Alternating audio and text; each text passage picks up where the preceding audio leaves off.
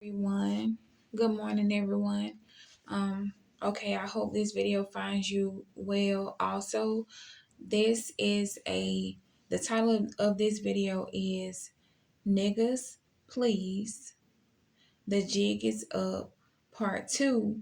And on this section, I'm going to focus on the different we've heard that the Bible had been edited, that it's been changed, that it's been washed. There were things removed and there were things added, but there are some things that I guess slipped through the cracks that were not removed. And we know that, a lot of pictures prior to the 1500s, prior to our slavery, the pictures even started to change because the pictures were very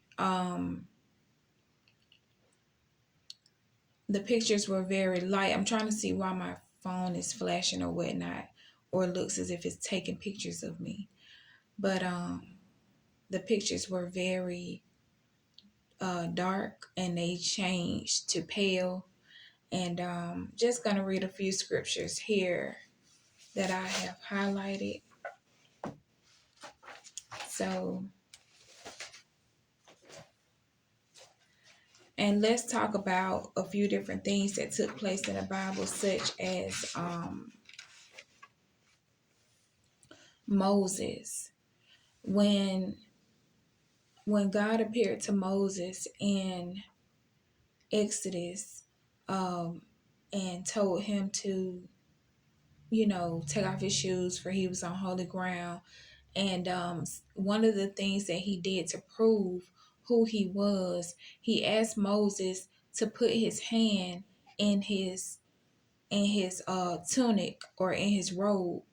And when Moses put his hand in his robe, and when he pulled his hand out, it said that his hand was leprous. And then also we know that Moses' sister Miriam, she and Abram was talking about Moses and his wife, and God came down and chastened them immediately for talking about Moses.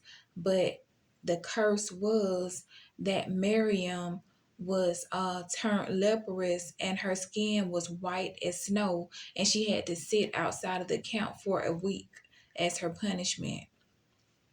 Um, and then we also know that Joseph, Moses, and Paul were all mistaken as Egyptians.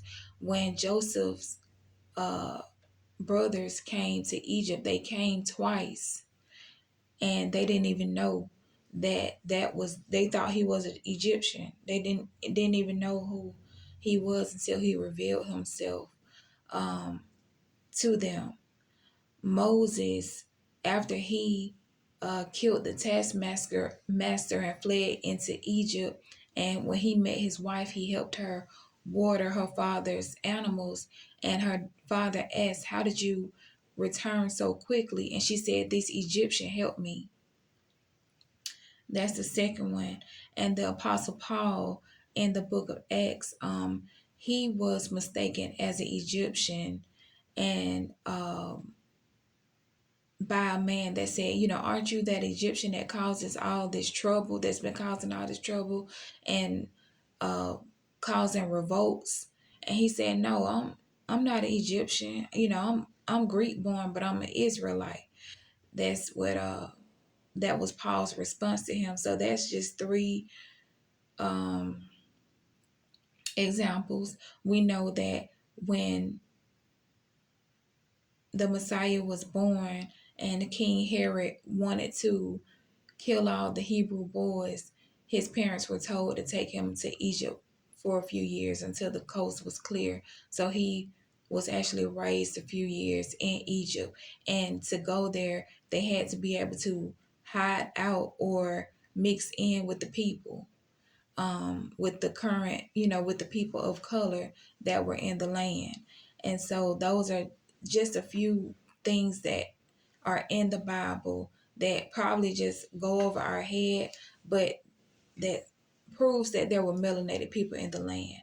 So I'm going to go to Job 30:30.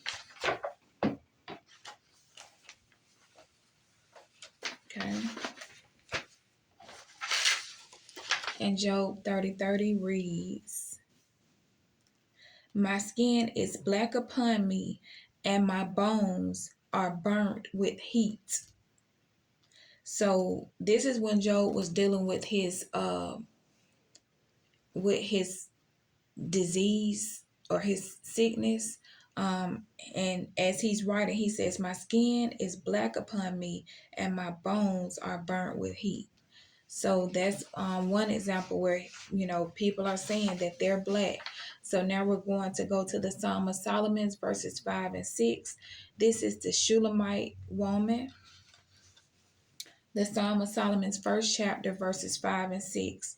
She says, "I am black, but comely, O ye daughters of Jerusalem, as the tents of Kedar, as the curtains of Solomon. Look not upon me, because I am black, because the sun has looked upon me." So she says here, once again in verse 5, I am black and comely. Comely means beautiful. That's where we get the term black and beautiful. I am black but beautiful. Because she says, "I am black but comely." And then also there are footnotes in my Bible that says dark and lovely. That's another saying of ours. I'm dark and lovely. And we even have perm boxes, called black and beautiful. I mean dark and lovely, I'm sorry. So now we're going to go to Jeremiah 14.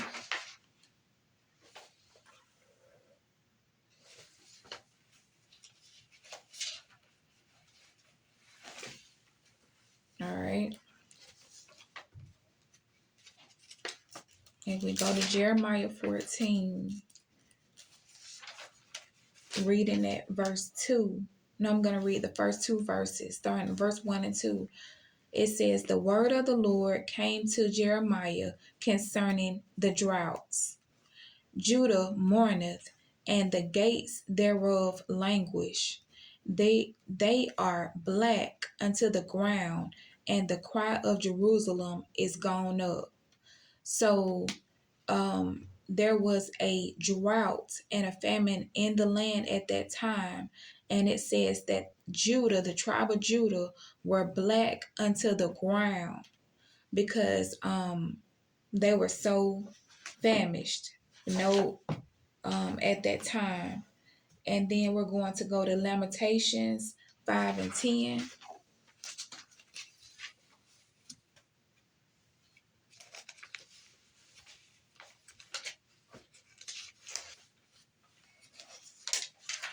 Okay, so Lamentations chapter 5, starting at the 10th verse.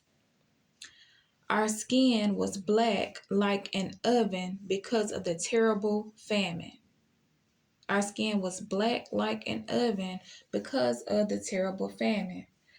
Um,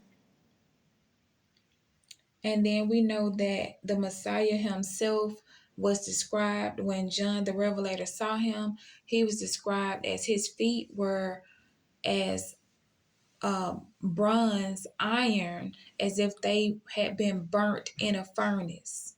That's how his feet is described. And you know how bronze tarnishes and turns really dark when it needs to be cleaned, or when you put them in the oven. So that's how his feet were described. And his hair was described as lamb's wool, which is what we call nappy, matted, curly, coily to the head. So these are just some examples of different verses that the Bible confirms what the true Christ and his people look like. All right. I will do a part 3 to this message that will compare the curses that were given out in Deuteronomy 28 to a certain group of people. All right. Be blessed. Hope this video finds you well.